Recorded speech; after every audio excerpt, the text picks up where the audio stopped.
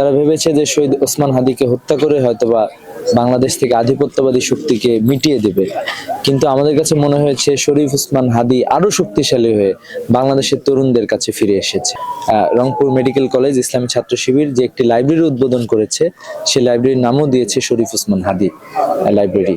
আপনারা জানেন, যেহেতু বাংলাদেশের অনেকগুলো জায়গায়, বেশ অনেকগুলো মেডিকেলে আসলে শিক্ষার্থীদের রিডিং রুম নাই হলগুলোতে, হোস্টেলগুলোতে। তো এই জায়গা থেকে ইসলামী ছাত্র শিবির যেহেতু ছাত্রদের সবসময় ভালোর জন্য কাজ করে থাকে, ইসলামী ছাত্র শিবির মূলত এরকম একটা পরিত্যক্ত রুমকে শিক্ষার্থীদের উপযোগী করে গড়ে তোলার চেষ্টা করেছে। এই যে লাইব্রেরিটা প্রতিষ্ঠা করা হয়েছে, এটা শুধুমাত্র ছাত্র শিবিরের জন্য না, এটা সাধারণ শিক্ষার্থীদের জন্য যারা পড়াশোনা করতে চায়, হয়তোবা রুমে অনেক সময় ভালো লাগে না, একটু রিডিং রুমে গিয়ে পড়তে পারবে, এই ধরনের একটি পরিবেশ ইসলামী ছাত্র শিবির তৈরি করে দেওয়ার চেষ্টা করেছে। আর শরীফ ওসমান হাদিকেও ভুলে নাই।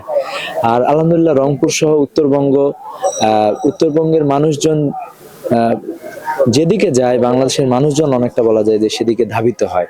ইতিপূর্বে আপনি জুলাই আন্দোলনে আমরা এটা দেখেছি, রংপুরের কৃতি সন্তান শহীদ আবু সাইদ যখন রাস্তায় গুলি খেয়ে শহীদ হয়েছিল, তখন কিন্তু বাংলাদেশের আর কোনো জনগণ আসলে বসে থাকে না, তারা কিন্তু রাস্তায় নেমে এসেছিল এবং আমাদের বিজয় নিশ্চিত করেছিল।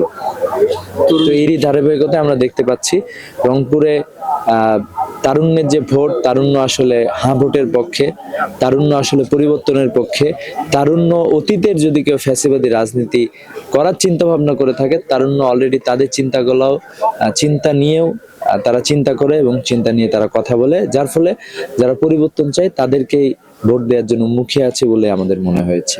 এবং উত্তরবঙ্গ থেকে শুরু করে সারা বাংলাদেশে একটি অভূতপূর্ব সাড়া আমরা পাবো বলে আমরা মনে করছি।